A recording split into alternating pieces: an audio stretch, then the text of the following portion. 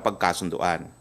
Una-una, nagkaroon po ng approval yung rekomendasyon ng ating Department of Education, Culture and Sports dun sa tinatawag na Basic Education Learning Continuity Plan.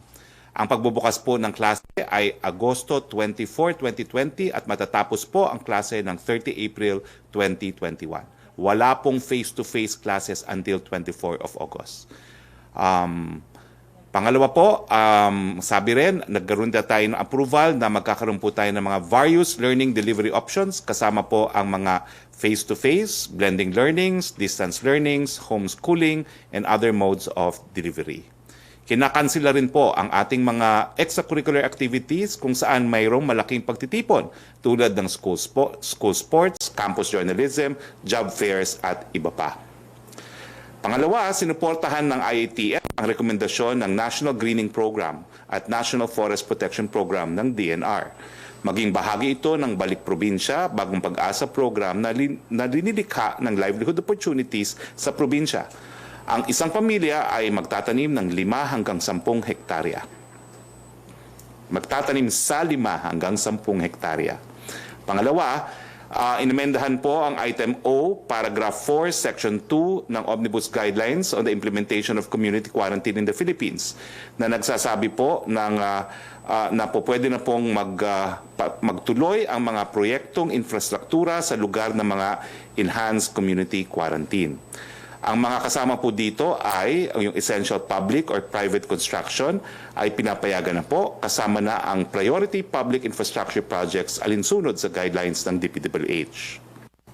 Pang-apat, inimendahan din po ang paragraph B, section 3 ng Omnibus Guidelines on the implementation of community quarantine in the Philippines provided for permitted establishments under general community quarantine. Ang sinasabi naman dito ay pinapayagan na ang lahat ng public at private construction projects. Ngunit dapat mahigpit na sumunod sa construction safety guidelines sa panahon ng COVID-19 pandemic. Panglima, inadapt din po ng IATF ang Screening and Validation Committee ang mga sumusunod na mga rekomendasyon. Ang pananatiling ng ABRA bilang low-risk area at mapapasailalim po sa General Community Quarantine. Ang pag-convene ng Regional Interagency Task Force at pag-report nito sa mga bagay-bagay na may kinalaman sa appeals for risk classification. Dumako naman tayo sa datos ng DOH. Ano na ba ho ang sitwasyon sa COVID-19 sa bansa? Makikita po natin sa graph, no? Una-una, ang pinakahuling ulat, mayroon na po tayong 10,794 COVID-19 cases sa Pilipinas. Mabuting balita po, ang recoveries po ay tumaas, 1,924. Ang mga namatay ay 719. Ito po ang graph natin. Makikita natin na hindi naman po tumataas sa 300 yung mga bagong cases ng COVID at nung kailan nga po ay bahagyang bumaba nung mga nakalipas na araw. Yung mga namamatay po sa nakalipas na 3 araw, medyo po tumaas pero nakikita po natin na hindi na rin tumataas sa 26, no, ang mga namamatay po. Samantalang ang recoveries po, patuloy po ang pagtaas, may konting bahagyang pagbaba ng mga nakalipas na 2 araw pero makikita nyo po matarik yung linya ng mga nagre-recover. Ito naman po yung linya ng mga nagkakaroon ng mga bagong COVID-19 cases, yung yellow po, at nakikita natin na bagamat pataas, gradual naman po ang kanyang akyat at hindi po matarik. At makikita rin natin na tumataas yung mga nagre-recover at mukhang stable po yung mga numero ng mga namamatay. Ito naman po ang sitwasyon sa buong Pilipinas. Kung makikita nyo po, no? Talaga namang sa buong Pilipinas, kakaunti na po ang nasa red o yung tinatawag na critical, no? At makikita nyo na kasama pa rin sa critical ang Metro Manila at ang Davao, no? At dito po sa Metro Manila, makikita nyo po na yung mga critical areas, kasama po dyan ang Quezon City, ang City of Manila. Yan po yung may 2 pinakamataas na figura. Pangatlo po ang Parañaque, tapos ang Makati at ang Mandaluyong. Pero dito po sa mapa, ang nakasulat lang na critical, yung red pong red na red, ay Quezon City at Manila. Okay? Kanina po sinabi ko yung tungkol sa mga construction guidelines na ilalabas ng DPWH, no? Well, ito na po ang guidelines. Unang-una po, kinakailangan po magkaroon ng inventory of works para sa mga construction sequencing na susundin at ipapatupad, no? Ito po ay para mapatupad nga po ang social distancing. Ang break time po ay dapat gagawin in a staggered manner. Dapat po patirahin sa maayos na quarters sa mga empleyado sa buong panahon ng proyekto na covered ng ECQ at GCQ. Kung walang matutulugan na quarters, magsasagawa ng prior deployment procedure sa bawat re-entry. Iwasan o bawasan ang mga kailangang gawin sa labas ng construction site.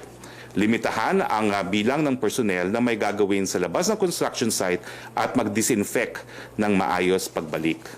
Araw-araw na i-disinfect ang mga field offices, employees' quarters at iba pang mga common areas. Para sa mga concessionaires, contractors, subcontractors at suppliers, magbigay ng sapat na pagkain, malinis na inuming tubig, disinfectants at sabon sa kamay para sa kanilang mga in-house personnel. Araw-araw na pag-monitor ng pre- at post-health work condition ng mga trabahador, kagaya ng pagkukuha ng temperatura. Para sa mga government construction projects, ang mga safety officers ay kailangan gumawa ng daily health monitoring report at isalalim sa strict daily monitoring para siguraduhin na nakakasunod ang safety standards at quarantine protocols. Para sa government construction projects, ang DPWH engineers ay dapat magpatupad at ng pagsusuot ng personal protective equipment, PPE, sa lugar ng pinagtatrabahuhan. Ang mga contractors ng essential private construction projects under GCQ ay dapat magtalaga ng full-time safety officer na magsisiguro sa pagpapatupad ng social distancing measures. Ang regular na i-disinfect at ipatupad ang social distancing sa off-site employees' quarters at transport services. Iwasan ang sharing ng construction at office equipment. Pero kung kailangan, ito ay dapat i-disinfect bago ipagamit sa ibang mga trabahador. Magtalaga ng isolated loading and loading zone para sa lahat ng mga nagdi-deliver ng disposable na materyales at equipment. Lahat ng materyales at equipment na pinapasok sa construction site ay dapat na ma-disinfect. Pinagbabawal ang pagpasok ng mga non-essential personnel at bisita sa construction site, employees' quarters at field officers. Lahat ng personnel na papasok sa construction site on a temporary basis, halimbawa delivery truck, driver, mga inspektor, ay dapat nakalag at mag-check kung wala silang mga sintomas. Ang pagtitipon, alak at merrymaking ay mahigpit na pinagbabawal sa construction site. Gawing clustered at staggered ang deployment ng mga empleyado sa construction para mabawasan ang personnel contact at para mas madaling magkaroon ng contact tracing kung kinakailangan. Mag-establish ng tamang waste disposal para sa mga infectious waste kagaya ng PPEs at iba pang waste products.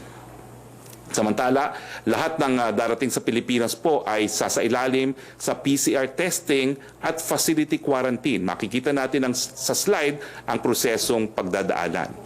Pagdating po ng ating mga kababayan, sila po ay magkakaroon ng orientation, yung basic quarantine orientation, tapos yung one-stop shop para sa mga dokumento, tapos sila po ay isa-swab. Samantalang nag-aantay po sila ng resulta, mga 2 hanggang 5 araw, sila po ay nasa facility quarantine. Kung kayo po ay isang OFW, yan po ay libre, babayaran ng OWA. Kung kayo po ay hindi OFW, kayo po ang magbabayad ng quarantine facility. Pagkalabas po ng resulta at ikaw ay positive, diretso po sa ospital o di naman kaya sa Wihilas One Center. Kung ikaw naman po ay negative, ikaw po ay pauuwiin na at ang iyong transportation ay aayusin ng DOTR or ng LGU. Sa ibang mga bagay naman po ay nagpapasalamat po tayo, no? Dahil sa isang survey po ng prestihiyosong Toluna Group, lumalabas po na ang mga kababayan po natin ay satisfied sa performance po ng ating gobyerno sa pagharap sa COVID-19. Sa katunayan po, nasa top 6 po ang Pilipinas. At makikita niyo po ito sa chart natin, no? Number 6 po tayo, no? At halos lahat po ng nasa top 6 ay mga bansa po na narito po sa Asia. Isinagawa ang isang, ito nga po yung, ang nagawa po ng research na ito ay isang ahensya sa Singapore at naunahan nating ang mga mayamang bansa tulad ng Australia, Germany, USA, UK, Italy, France at Japan. Sinungkat ang opinyon ng mga mamamayan base sa 4 na indicators, yung national, political leadership, corporate leadership, community, and media. Kinukuha ko rin ang pagkakataon nito upang magpasalamat sa ating mga kaibigan na tumutulong sa lahat sa ating laban kontra sa COVID-19. We would like to thank the Temasek Foundation in Singapore for donating oxygen concentrators to be deployed in 15 government hospitals nationwide. Maraming salamat po. Nagpapasalamat din po tayo sa Philippine Stock Exchange sa kanilang donasyon na 4,000 bag ng bigas. Ang isang bag po ay katumbas ng 10 kilo. Ito ay ipapamahagi po sa iba't ibang komunidad sa Metro Manila. At syempre maraming salamat din po sa Virata family sa 8,000 pieces of face mask at 2,000 gloves na kanilang dinonate. Ngayon, pakinggan natin ang tanong mula sa ating miyembro ng Malacanang Press Corps, si Maricel Halili ng TV5. Hi sir, magandang hapon po. Sir, kahapon natapos yung deadline for the distribution of SAP. Ang sabi po ng DILG, nasa 91% na raw po ng mga pamilya yun nakatanggap. So what will happen doon po sa almost 10% na hindi pa po nakakatanggap ng ayuda? And tama po ba na sabihin na for the second tranche, hindi na makakatanggap ng ayuda yung mga pamilya na nasa areas under GCQ and all 23 million families will come from areas under ECQ na lamang? Well, sa unang tanong mo, Maricel, no, patuloy pa rin dapat ang pamimigay until bawiin ng pondo ang pondo ng DSWD. No? Tingin ko kung meron naman talagang basihan, baka mag-issue ng show cause letter ang DILG. Pero ang importante po, makarating pa rin yung ayuda dun sa natitirang 91% na hindi pa po nakakatanggap. Dun sa pangalawang tanong nyo po, hindi pa po talaga nagkakaroon ng desisyon ng ating presidente tungkol sa bagay nito. Kahapon, sana po kakausapin ko si Presidente pero hindi na po kami nag-abot, no, tungkol dito sa SAP. Pero mamaya po siguradong maitatanong ko po kung aprobado yung rekomendasyon ng IATF sa kanya tungkol dito sa issue ng ayuda. And sir, meron na po ba tayong target kung kailan po sisimulan yung second tranche? Well, dapat itong Mayo, no, kasi talagang it was intended for May, no. So I'm sure ngayong halos tapos na po yung first tranche ay sisimulan na rin po nila yung second tranche. Sir, regarding naman po dun sa recommendation ng Metro Mayor, I understand 10 out of 17 Metro Mayors yung in favor of ECQ extension. If makapag-decide po yung IATF, halimbawa na in favor of the ECQ extension, can we afford another 15 days of ECQ? Ano po yung magiging consequence nito kung ganun nga po yung patunguhan ng desisyon? Well, I don't want to speculate kung ano talaga magiging rekomendasyon. Sa katunayan, ngayong araw po magpupulong pa ang IATF para isapinal yung rekomendasyon sa Presidente at inaasahan natin na isusumiti naman yung rekomendasyon alas 5 ng hapon ngayon. No? Alauna po yung meeting ng IATF kaya dapat wag masyadong maraming tanong ngayon, no? Dahil papunta rin po tayo sa IATF meeting. Pero sa tingin ko po, magkakaroon ng linaw yan ngayong araw. Ayaw ko po mag-speculate. The recommendations of the mayors will be considered. Ang sinabi ko po last Saturday, ang buong Metro Manila po ay hindi magiging ECQ, ang buong Metro Manila ay hindi magiging GCQ. Sa ayon po tayo, babase po ang desisyon sa datos ng mga lugar kung saan mataas ang COVID-19, kung gano'ng kabilis kumakalat ang COVID-19 sa mga lugar na yon, at saka yung pagkakaroon ng critical care, no, para dun sa posibleng magkasakit, at i-consider din po natin yung ekonomiya. Now, pagdating naman dun sa ayuda, no, well, kung kinakailangan talaga magbigay ng ayuda sa mga lugar na merong ECQ, hahanap po tayo ng pondo dahil syempre po, kapag sila ay manatili sa ECQ, hindi sila makapaghanap buhay. Last na lang po, sir. Nireiterate po ni Bishop Abilio yung kanilang panawagan na buksan na po yung mga Catholic churches under GCQ tas naglatag na rin daw po sila ng mga guidelines. Ito po bang mga proposed guidelines, natanggap na po ba ito ng IATF, and what do you think of the proposal of Bishop Abilio? Well, hindi ako sigurado kung natanggap na yung proposal ni Bishop Abilio. Lately, I've been attending at ng mga pagpupulong ng IATF, wala pong na-circulate na proposal si Bishop. No? Well, I'm sure po na karamihan naman ng mga miyembro sa IATF ay isang-ayon na ipatuloy ang mga religious gatherings, pero ang sabi ko nga po nung binawi yan ng IATF, ang mga nagreklamo ay mga lokal na mga opisyalis din natin. No? So in that sense, pinakikinggan po talaga ang ating mga governors, ang ating mga mayors, at titignan po natin kung anong ang pwedeng gawin. Ang importante po is, supposing na itutuloy nga po ang religious gatherings, how sure are we po na magkakaroon ng social distancing? Kasi may mga lugar po gaya ng South Korea kung saan kumalat nga po yung COVID-19 dahil sa mga religious gatherings. Okay. Thank you, sir. Rocky?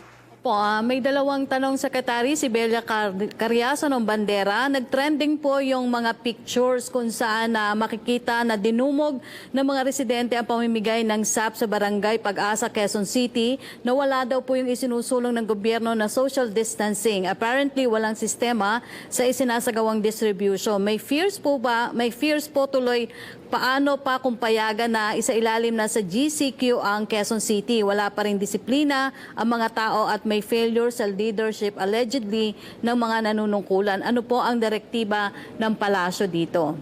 Well, unang-una, ito yung dahilan kung bakit naantala ang pagdidistribute ng SAP. No? Kasi nga, dati-rate, pag nagdidistribute tayo sa 4-piece, iniipon lang natin silang lahat sa isang multipurpose hall at isang araw, isang buwan ang bigayan, tapos na. Hindi nga po pwedeng gawin yan ngayon dahil sa social distancing, at nakakalungkot po ng mga report na ito na sa pagbibigay ng ayuda ay baka lalo pang maraming magkakasakit, no, dahil hindi sila nag-social distancing. Ang aking gusto lang bigyan ng diin, kahit ano pa pong mangyari, kung bababa tayo sa GCQ pa rin po yan. General Community Quarantine. Hindi pa rin po tapos ang quarantine. Kaya kinakailangan po mag-ingat tayo. Dahil ang ibig sabihin lang ng pagbaba ng ECQ sa GCQ, mayroon pa rin pong banta. Hindi lang ganun katindi, pero kapag binaba po sa GCQ, yan po ay critical pa rin ang ating sitwasyon. Hindi na po tayo po pwedeng bumalik sa normal na bago dumating ang COVID-19 habang walang bakuna, habang walang gamot sa COVID-19. Kung tayo po yung magpipilit na magbubulag-bulagan sa COVID-19, baka ang kapalit po niyan ay ating mga buhay. Yung tanong naman sa Quezon City, I think naman, to be fair to the local government unit at taga Quezon City naman po ako, at tingin ko naman po ginagawa rin nila ang kanilang kayang gawin. Napakalaki lang talaga ng Quezon City, no? Napakadaming mga constituents, pero tingin ko naman it is under control. At kung hindi naman po, syempre, pararating naman ng DILG, pero wala naman pong ganung desisyon ng DILG na mayroong pagkukulang din ang Quezon City government. Ang second question niya, Secretary, marami daw pong report ng anomalya sa pamigay ng SAP sa Quezon City kung saan humihingi umano ang mga barangay officials ng membership, donation at kung ano nung term na ibinibigay para lang daw po makakuha ng cut sa SAP. Apparently, hindi man lang natakot ang mga officials sa warning ni Pangulong Duterte. Ano po ang magiging hakbang ng pamahalaan since may second tranche na po ng SAP na ipamimigay na pwedeng pagkakitaan ng mga tiwaling officials? At tanong po ni Belia Carriazo. Well, nagkaroon na po ng pag-utos sa CIDG. Sila na po ang tinalaga para tumanggap ng mga reklamon gaya nito. So pumunta po kayo sa CIDG at huhulihin po natin yung mga opisyalis na yan. Kung mayroon pang espasyo doon sa mga ginawa nating mga sentro para sa may sakit at hindi sapat ang kulungan, doon natin sila ikukulong. Kinakailangan ikulong sila ng maturuan ng leksyon na wag pong kalain ang ayuda na nakalaan para sa pinakamahihirap sa ating lupunan. Yes, si Joyce, DZMM? Yes, good afternoon. Yes, Yes, good Joyce. afternoon, Secretary. Yung sa submission po ng IATF ng recommendation kay Pangulong Duterte later, it will be in a meeting po, no? So present ang IATF, and meron po bang ibang tatawagin pa si Pangulong Duterte, like for example, health experts sa meeting? Hindi na po, no? Dahil narinig na po ni Presidente yung mga expert opinion ng mga dalubhasa. So mamaya po magpipresenta lang ang IATF ng kanilang rekomendasyon. And we will be expecting the President to give a speech later tonight po, Secretary. Well, I think that has been the practice. No? After the meeting, he will deliver a message to the people, pero hindi ko lang po masigurado when it will actually be aired. Kasi depende po yan Sir, kung anong oras matapos ang pagpupulong. Sir, follow up dun sa question ni Mase dun sa appeal ni Bishop Pabilio. So sabi niyo hindi pa po natatanggap ng IETF, but is the IETF still open dun sa appeal na payagan na po ang misa given na meron naman silang detailed guidelines on how to control the flow of people na pupunta po sa mga misa? Alam mo, binawi nga ng IATF yung rekomendasyon na i-allow na ang religious meetings sa GCQ areas, no? So they need not be convinced. Ang tumutol po talaga mga local officials. Kasi ang sabi nila, there is no way we can implement social distancing sa ating mga simbahan at saka sa ating mga other places of worship kasi hindi naman sila po pwede pumasok doon habang sumasamba. So kinakailangan po talaga magkaroon ng close coordination between the different churches and their local government units. At sila po mismo, they have to present a plan to the local government units na magpapatupad ng quarantine kung paano nila i-implement ang social distancing. Okay. Sir, ang init po ng panahon ngayon, no, and nakakaawa po may mga ibang places po this past few days na nakaranas po ng brownout. Meron po bang panawagan ng palas or directives para maiwasan po yung mga ganito? Especially marami tayong kapabayan na nasa mga bahay dahil po sa ECQ. Well, ako po mismo, 2 beses na tumawag sa opisyalis ng Meralco dahil mayroong mga nagrereklamo na nawalan sila ng kuryente. No? At tinugunan naman po ating panawagan. No? So, tingin ko po, it's a matter of getting in touch with Meralco dito sa Metro Manila and they will attend to your complaints po. Kung hindi po, tawagan niyo ako at akong tatawag sa Meralco. Okay po. Secretary, sabi po ni BSP Governor Benjamin Jocno, the Philippines would need the supplemental budget very badly for the economy under this pandemic. Question po, na-finalize na po ba if we will be asking the Congress for a supplemental budget and how much? Wala pa po, no?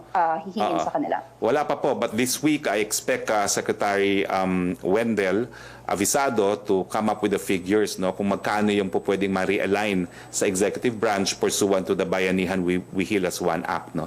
Pagkatapos po noon, kung alam na natin kung magkano pa yung po pwede natin i-realign, then tsaka natin ma-estimate kung ano pa yung mga pangangailangan natin at kung magkano hihingi ng supplemental budget. Pero sa ngayon po, hindi pa po napag-uusapan ng supplemental budget ng Economic Development Cluster at tsaka ng Development Budget Coordination Committee.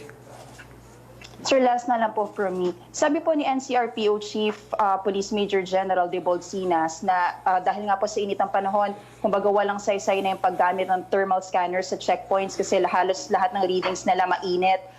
Ano po ang balak ng IETF dito? Meron po ba tayong alternative sa paggamit ng thermal scanners? Dahil syempre importante pa rin po ito to detect yung possible cases ng COVID.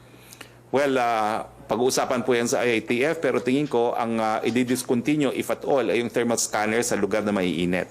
Siguro pagpasok ng building, hindi naman masyadong mainit kapag may mga buildings, pwede pa rin po ipatupad yan. Pero pag-uusapan po yan sa IATF. Salamat, Secretary. Yusek Roque? Okay, Secretary, yung tanong ni Chris Jose, nasagot niyo na po yung apela kay Bishop Pabilio. Yung tanong na lang po ni Francis ng Daily Tribune kung yung daw po sa first tranche ng SAP distribution nag-end na po kahapon. What will happen sa mga LGU daw po na hindi nakapag-comply sa deadline? They will be administratively or criminally charged? At wala daw po bang sasantuhin? At paano naman daw po yung hindi nabigyan sa first tranche na qualified pero inabutan po ng deadline kung sila daw po ay mabibigyan ng ayuda ng 5,000 to 8,000 sa susunod pong itong second tranche? Well, yung pangalawang tanong, siguro pagkatapos ng pagpupulong kay Presidente mamayang hapon, mabibigyan ko na ng kasagutan bukas. No? Ano yung mangyayari doon sa hindi pa nabibigyan? Kasi hanggang ngayon po, yung proposal na magbigay ng ayuda sa 5 million additional families ay hindi pa rin po na-aproban ng ating Presidente. Kung ma-aproban po yon, sigurado ako maraming hindi nakakuha na makakakuha for the first tranche. Ngayon, doon naman sa mga local government units na hindi pa nakakapagbigay ng 100%, ang ating mandato po ay pagpatuloy magpapatuloy pa rin hanggang matapos yung 100% na yan. We will cross the bridge po when we get there. Pag ma-distribute na yung 100%, titignan po natin kung ano magiging hakbang na gagawin ng DILG kung meron man. Yung second question niya, Secretary, kapag daw po nagpatuloy na yung international flights, will the passengers, American or not, still go through quarantine or not? Ang biyahe po daw kasi this July pa. Well, lahat po ng dumarating sa ating airports, mandatory PCR testing and mandatory facility quarantine until lumabas po ang PCR testing. Si Joseph Morong? Joseph, Pia muna daw. Hi sir, good afternoon. Yes, good afternoon, Pia. Opo. Sir, follow up doon sa magiging final recommendation ng IATF mamayang hapon. Gaano po kalaki yung bigat ng mga proposal ng Metro Manila Council, particular doon sa hiling po ng Metro Manila mayors na sana iisang guidelines lang for the entire region ang ipapatupad dahil sabi nila napakahirap kung magkakaiba yung protocols for every city at dapat Metro Manila daw po should act as one region.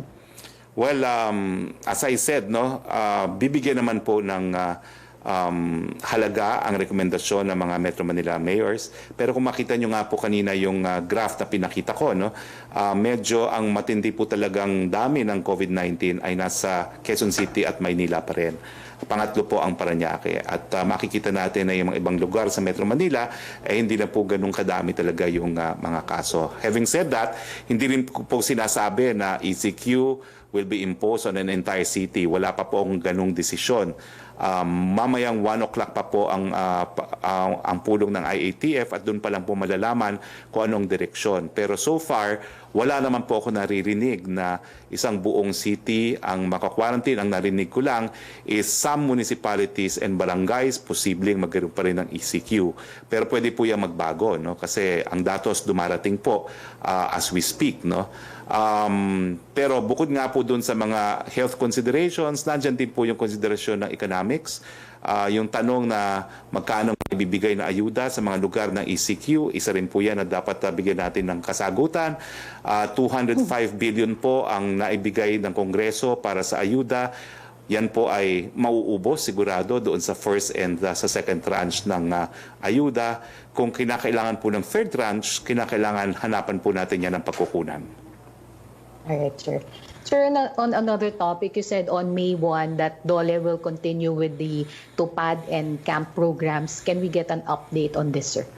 I'll give you an update tomorrow, kasi it's a matter of funding. But as a program, it's always existed and they will continue, pero ang alam ko po ay nag-alat ng additional funding, Yun po yung ating kabahagi nung package na ibinigay sa ating mga manggagawa. But I cannot give you an update tomorrow. Opo. Pero yung funding, sir, yung appropriation will come from the Bayanihan to Heal as One Act? Tingnan po natin, kasi as I said, April 30 was crucial because that was a deadline for all line agencies to submit kung ano yung mga appropriation items that can be realigned for COVID-19. At ang alam ko this week, they will consolidate these figures and come up with how much they can realign, and the decision will have to be made saan i-realign yung mga pondong yan. Last na lang, sir. Based kasi sa datos ng DOLE, may almost 1 million na nag-apply na hindi pa nakakakuha ng tulong under these programs. Magiging priority po ba sila, or will this aid like SAP be prioritized to ECQ areas pa? Matitira sa ECQ? Well, already po, sinasabihan ko yung mga hindi nakakuha sa mga programa ng DOLE, mag-apply po kayo dun sa subsidized salary program para sa mga small and medium enterprises. Kasi 51 billion din po yun. So kung hindi nakakuha sa DOLE, kumuha po kayo doon sa SMEs Fund. Alright. Thank you, sir. Si Rocky, Yusek. Okay, Secretary, question from Julie ng Daily Inquirer. Comment daw ng Palas regarding sa comment po ni Senator Gatchalian. Sabi daw po niya, the government has been very slow in conducting mass testing for COVID-19 and has failed to capacitate the LGUs in NCR to contain the virus spread. He says the government also failed to maximize the Bayanihan law and also echoed concerns of Metro Manila mayors about lifting the lockdown in the capital? Well, unang-una po, no, hindi ko madidispute na medyo hindi natin nakamit yung goal na by April 30, meron ng 8,000 na daily testing ang DOH, na delay po tayo. No? Pero one thing that I can assure you is we're taking steps to increase our testing capacity. Kaya nga po tinalaga si Mr. Vince Dinson as the T3 SAR, no? The testing SAR. At dahil po dito, dumami na po yung ating mga facilities to conduct testing. No? And right now, we have, if I'm not mistaken, 28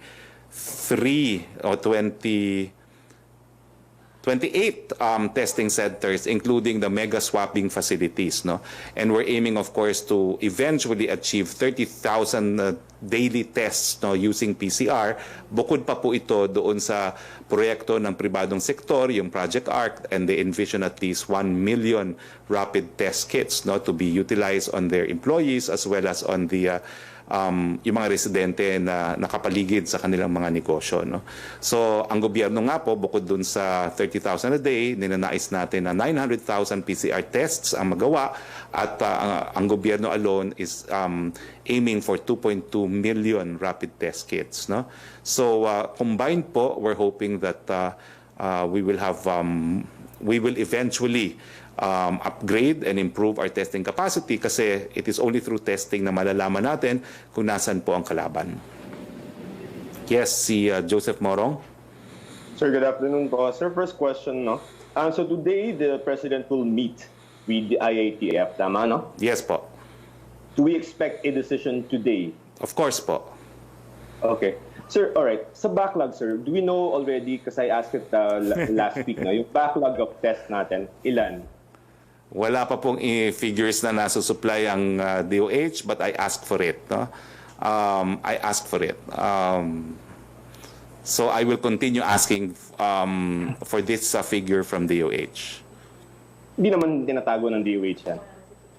Well, hindi naman po. No? But so far, they have conducted 150 tests. No? 150,000 tests, no? So hindi ko alam kung ano yung backlog sa 150,000 tests. Kasi iba yung proseso ng swabbing, iba yung proseso ng processing. And these are not unique individuals. These are the tests na ginawa, not individuals, sir. Well, in the sense na binigyan po ng priority yung 20,000 or so OFWs na dumating na sa bansa, no? At kaya nga importante na sinara natin sa panandalian yung airport, no, dahil nga hindi tayo makakope doon sa requirement for quarantine facilities habang nag-aantay sila ng results ng PCR. Sir, the reason why I ask is, halimbawa, no, mag-shift tayo or even some of the cities shift from ECQ to GCQ, we can expect an uptick, no? At in some countries nangyari yan, nagluwag sila, nagkaroon ng uptick ng cases. Meaning to say, sir, that if we have a backlog and then by next week we shift to a less strict quarantine measure, how are we going to handle the additional cases when we still have backlogs during this period? Well, that's why nga po, I'm very careful about saying whether or not we have flattened the curve. Dahil nga, titignan natin muna kung anong gagawin doon sa issue ng mga backlogs. Ang number one proposal po na narinig ko na is gamitin yung date of swabbing as a date of reporting para hindi naman po nagsaspike yung number of cases natin pag dumating na yung mga resulta ng PCR tests. No? And I'm going to prod the DOH to resolve this matter. Kasi talagang kung hindi natin gagawin yung itong paraan nito, parang biglang taas, no, dahil increase yung ating testing capacity. Another alternative is ang tinitignan nila is yung tinatawag na positivity, no, of the percentage of the total number tested, ano yung percentage na nagiging positive. At ngayon po, bumababa naman po yung percentage. Dati-rati, 10%. Ngayon, if I'm not mistaken, mga nasa 4%, no, which indicates na 7%, I stand corrected, no, which indicates na kahit paano bumababa yung mga nagkakaroon talaga ng COVID cases, even if we have a backlog. No? And another proposal is to actually use yung case doubling rate, no? as a basis for concluding na na-flatten na yung curve. No? Dati kasi, 2 to 3 days, dumodoble yung kaso ng COVID-19. Ngayon po sa Metro Manila, 5 days. And outside of Metro Manila, it's 7 days. So ito po yung mga iba-ibang pamamaraan para matrack natin if we are really able to flatten the curve. Pero sa presentation ko po ngayon, hindi na nga ako nag-komento if we're flattening the curve kasi gusto ko munang ibigay sa akin ng DOH yung datos sa backlog, and we agreed last Saturday that DOH will come up with this figure this week. Alright, sir, addressing fears ng public, no? Na pag sinabi nila na, halimbawa, nasa ECQ tayo and then we shift to GCQ na medyo mas maluwag ng konti but there's still quarantine measures, baka dumami yung cases. Well, alam niyo po, nasa kamay natin yan eh. Kasi ECQ, GCQ, yung CQ nandun pa rin. We are still under community quarantine. Life will not be back to normal hanggang wala pong bakuna, habang wala pong sakit. Sa mga darating na araw, papakita ko sa inyo kung ilan lang ang hospital natin, yung mga kama ng hospital, yung critical care beds, at yung capacity ng Willie Willas 1, at makikita nyo na kapag hindi tayo nag-social distancing, hindi tayo nag-good hygiene, talagang mauubos po yung ating capacity. So, whether be it ECQ, GCQ, may CQ pa rin po yan, we are still under community quarantine. Nasa kamay po natin kung anong mangyayari kung tataas o bababa ang kaso ng COVID-19. Sir, can we handle an additional number of cases when we shift to GCQ? Well, the decision whether or not we will shift from ECQ to GCQ is precisely the issue of can we provide critical care to those who might get sick.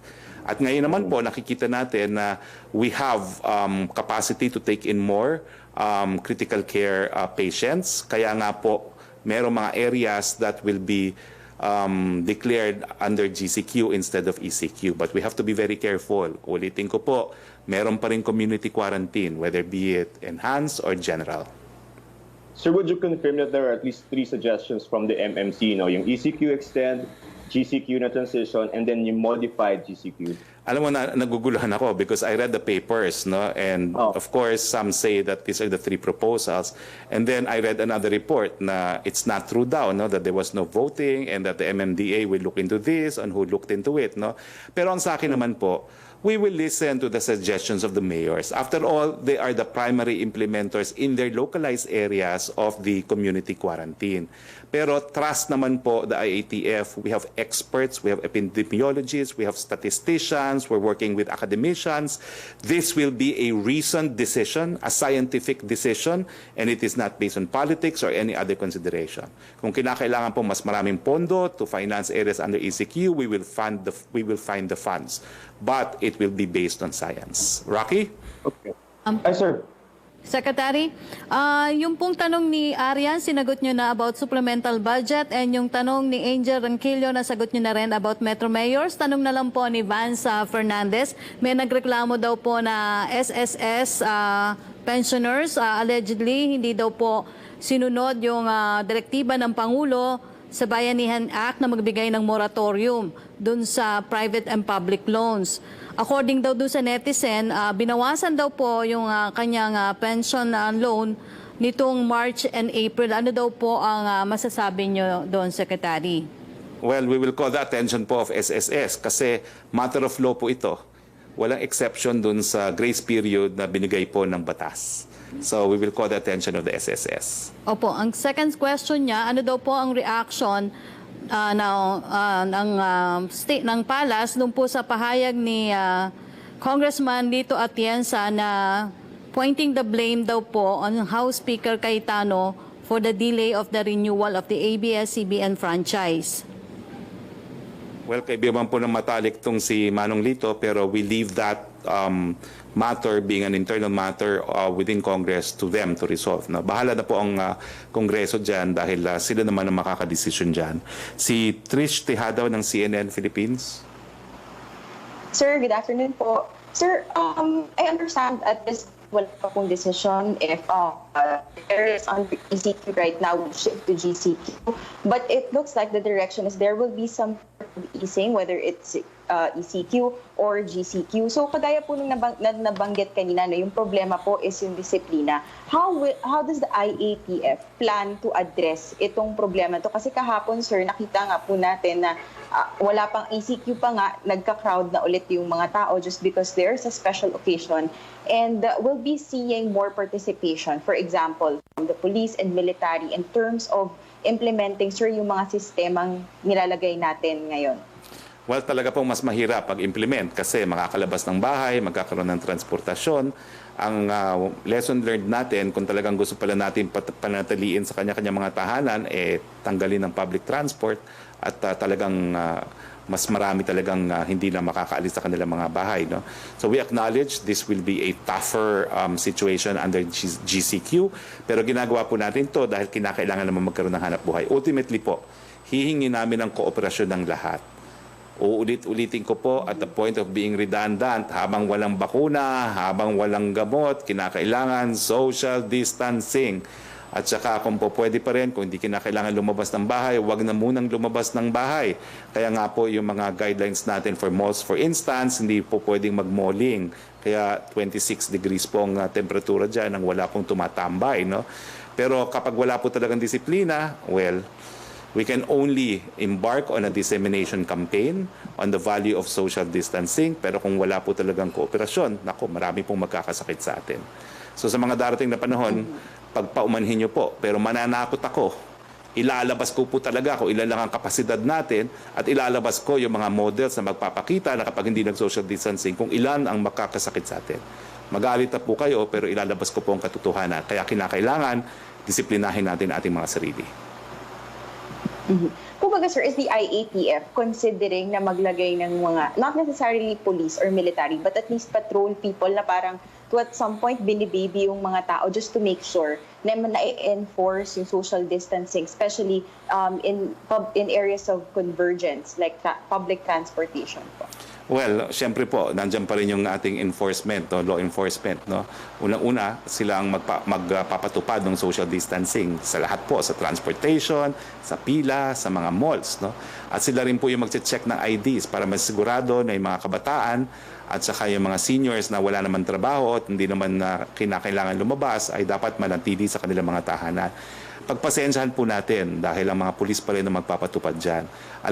Alam ko po na minsan feeling nyo agrabyado kayo kapag sinisita kayo ng mga pulis, pero kung hindi po naman na gagawin to, talagang marami pa rin po talagang magiging pasaway.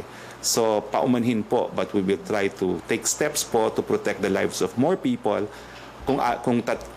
despite the fact po na talagang merong ilang mga pasaway sa atin.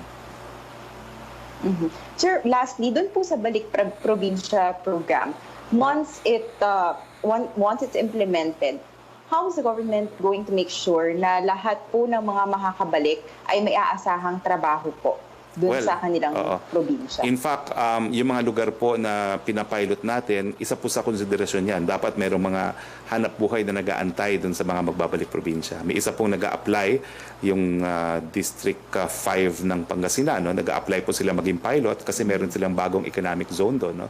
At ito po yung pinarating sa akin ni Congressman Gico na pinagbigay alam ko naman kay GM Escalada na siyang tumatayong Executive Director po ng Balik Probinsya Program. So ganyan po yung dynamics niyan. Doon sa pilot area, sisiguraduhin naman natin na merong hanap buhay na nag-aantay doon sa mga pupunta sa probinsya. Salamat po. Thank you, Secretary. Yusek Roque. Opo, Secretary, meron na lang po kayong dalawang tanong dito from Heidi Sampang at saka kay Ace Romero. Kay Heidi, bakit daw po may bayad ang returning non-OFW sa stay nila sa quarantine facility? Pati po ba yung RT-PCR test, babayaran din nila pag-uwi? Well, sagot po ng PhilHealth yung testing. Yung kanilang accommodation, kung ikaw po ay OFW at meron kang mga dokumento, bayad po yan ng OWA. Yung tanong naman po ni Ace Romero, since government will consolidate data on uncommitted funds this week, is the government expected to decide this week whether to seek a supplemental budget from Congress? Hindi ko po alam kung this week magkakaroon ng ganyang decision. As I said, meron po tayong economic Development Cluster at saka Development Budget Coordination Committee na siyang magdedesisyon po kung hihingi ng supplemental budget at kung magkano. Okay. So I'm not sure if it is this week, pero kung ang determination po despite the power to realign, meron pa rin kakailanganing pondo dahil nga hindi natin alam kung kailan po matatapos itong COVID-19, sigurado po maghahanda sila ng supplemental budget. Pero wala pa po yan in the near future. Okay, salamat po. Secretary, yan po yung ating mga nakuhang tanong mula sa Malacanang Press Corps. Okay, kung wala na pong ibang katanungan, maraming salamat Yusek Roque. And as usual, ito po yung pong Harry Roque nagsasabing keep safe and healthy. Magandang tanghali po sa inyong lahat. Alright, just day. Orly, isa sa mga inanunsyo ni si Presidential Spokesman Secretary Harry Roque ay yung pag-adapt na ng IATF at pag-aproba sa pagbubukas ng klase ay August 24. Pero walang face-to-face classes until August 24. Depende sa magiging sitwasyon later on. Ang ABRA ay mananatili sa low-risk area sa ilalim ng GCQ.